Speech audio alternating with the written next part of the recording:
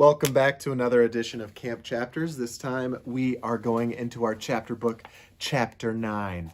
We're going to do chapters 9, 10, and 11 this time, 3 whole chapters.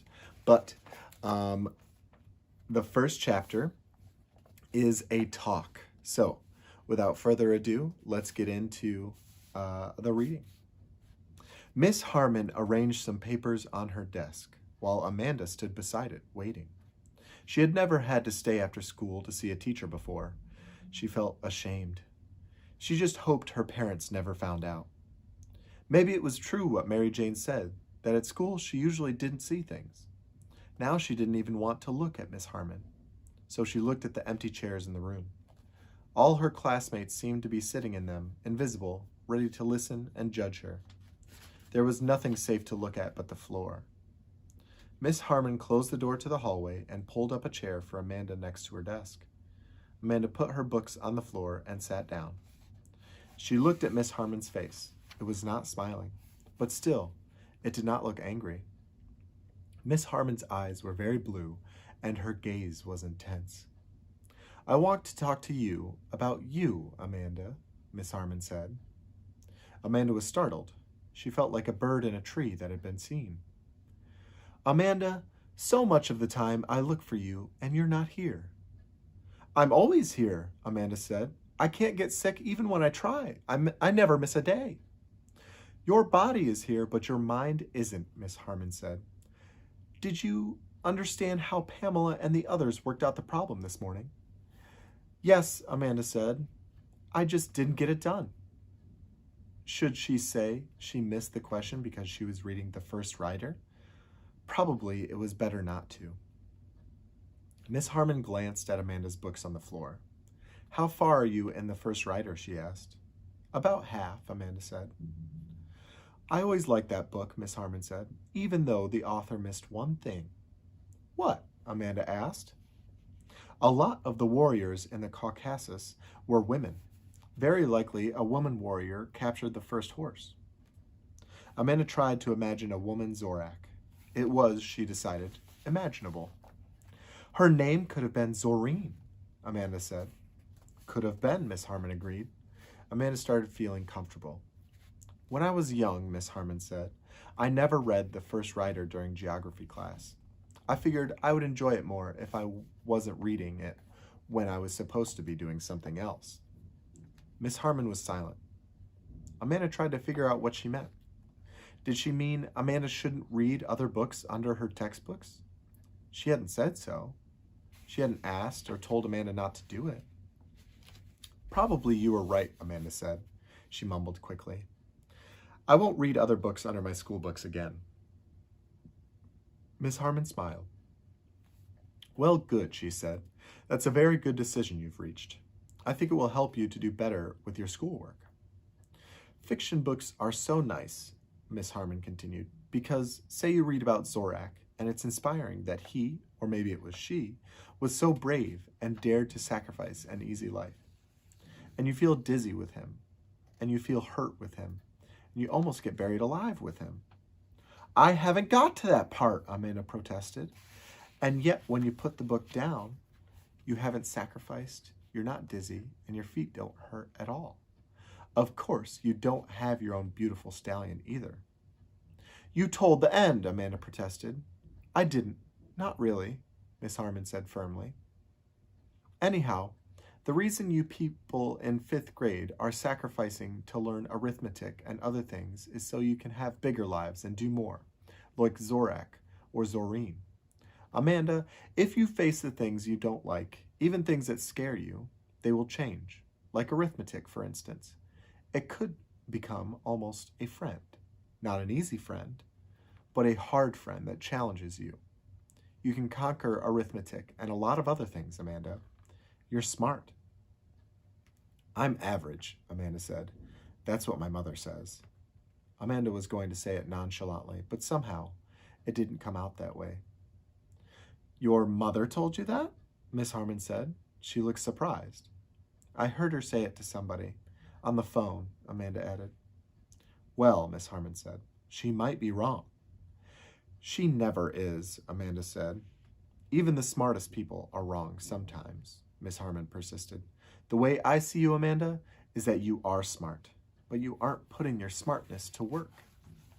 It would be good for you and for everyone if you did. Don't you think so? Amanda, not knowing what to say, tightened her Lyle Leverage hand and muttered, maybe. Now on to Chapter 10, Circulating. Amanda sat cross-legged on her side of the bed. She wanted to tell Margaret about what happened to her at school, but if she did, she was afraid Margaret would look down on her. So instead, she just watched Margaret. Margaret was working at her desk. It was bare except for Margaret's 4-inch thick wallet stuffed with signed snapshots of all her friends, and the book, How to Win Friends and Influence People by Dale Carnegie. Margaret had read the book at least 3 times and said it was very good. Amanda had never read it, because it was a book that was so far beneath the Lone Ranger. He didn't have to care about winning friends. Everybody just knew he was great and loved him for that, and did what he said because he was right.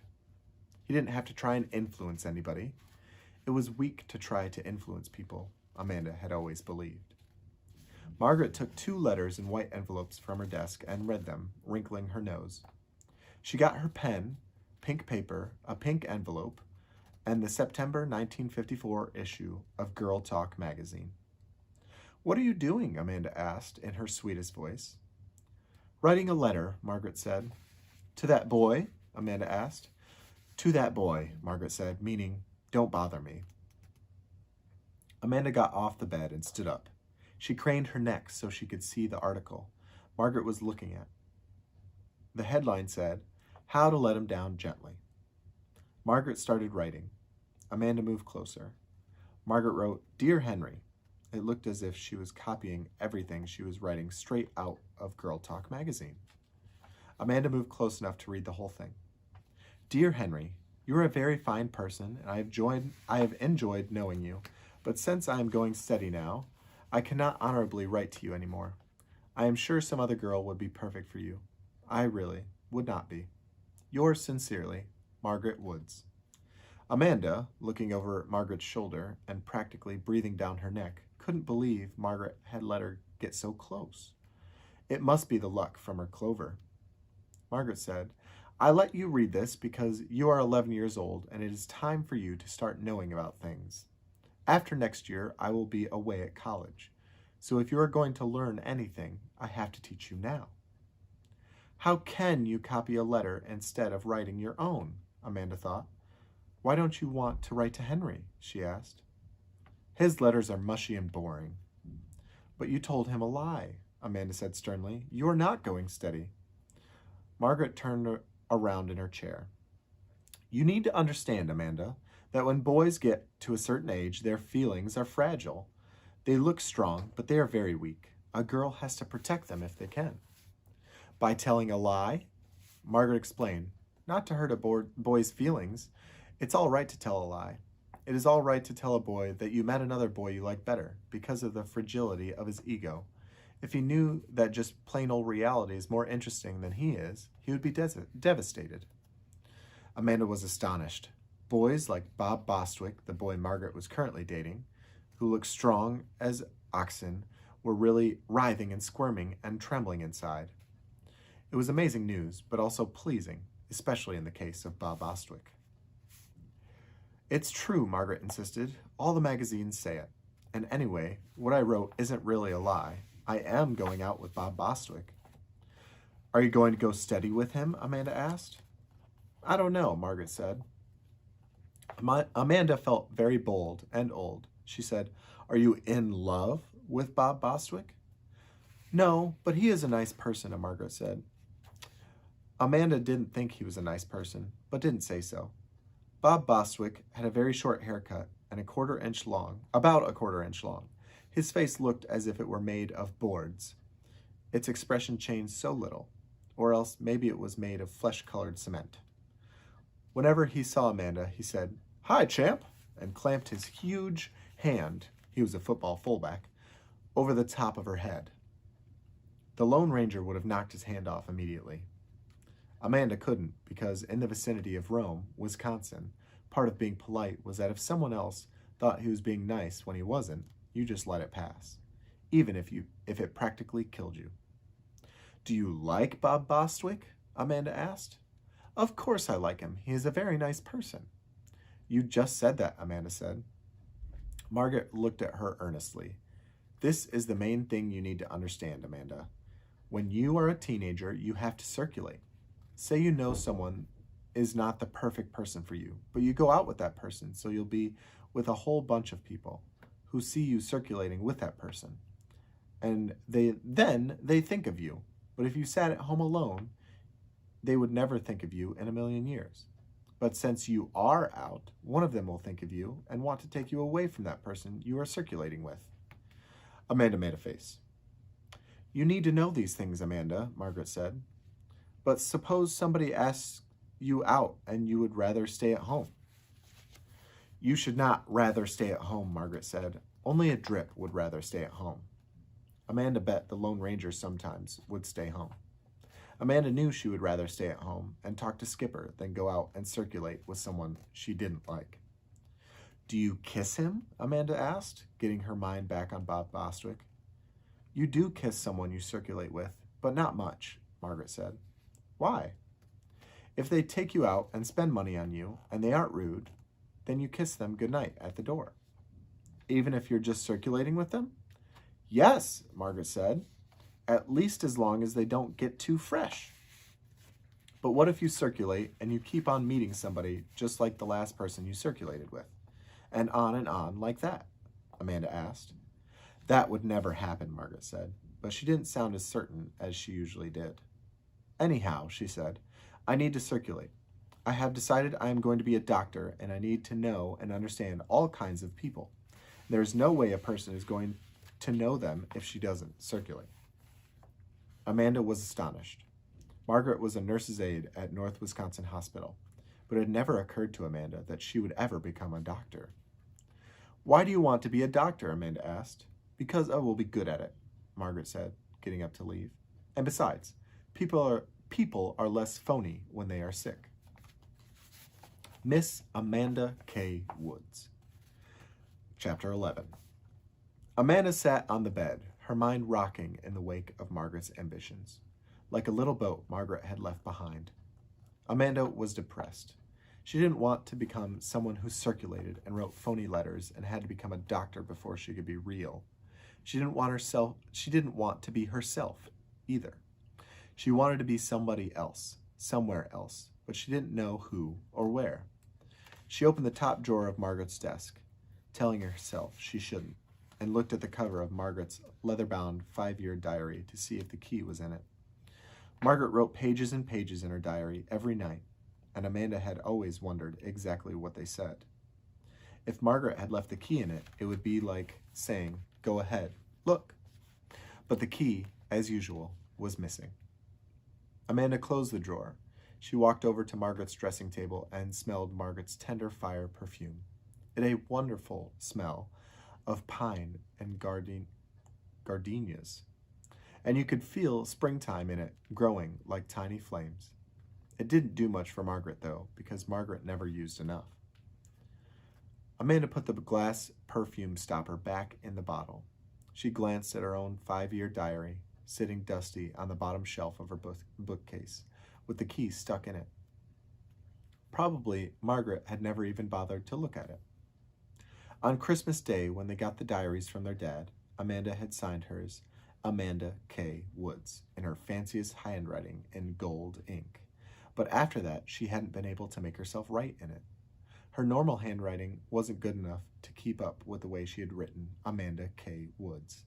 Besides, everything interesting happened to Margaret, and nothing interesting happened to her. The K in Amanda's name stood for Karen. Both plain Amanda Woods and Amanda Karen Woods sounded like soft, boneless names to Amanda. Amanda K. Woods had mystery and sharpness to it. The K was like having a sword in the middle of her name. She wished somebody would actually call her Amanda K. Woods. She didn't want to wait all her life to be called it. She wanted it to happen before she got to be so old it didn't even matter. If Lyle Leverage had wanted his name changed, he would have thought of some way to do it. But Amanda couldn't think of any. She pressed her Lyle Leverage hand against her forehead and thought, if you had a pen pal, that person would have to call you whatever name you said you had.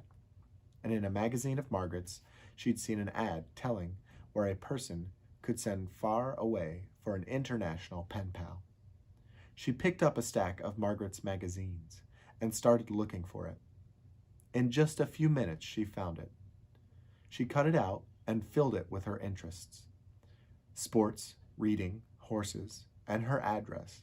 On the top line, she wrote, Miss Amanda K. Woods, going over the K 6 times with ink. The next day after school, she mailed it. And that is how she got the name Amanda K. Woods. So I've got a few questions for you again. Let's see here. Have you ever written a letter? Do you think Margaret was right or Amanda was right? Have you considered the power of your name ever? What can your name tell you about yourself? How does it feel when someone says your name? Those are the few of the questions that I have for you, and I hope to see you next time as we approach Chapter 12, The Secret. Until then, I hope you have a wonderful day, and I hope all is well. Stay safe. Bye.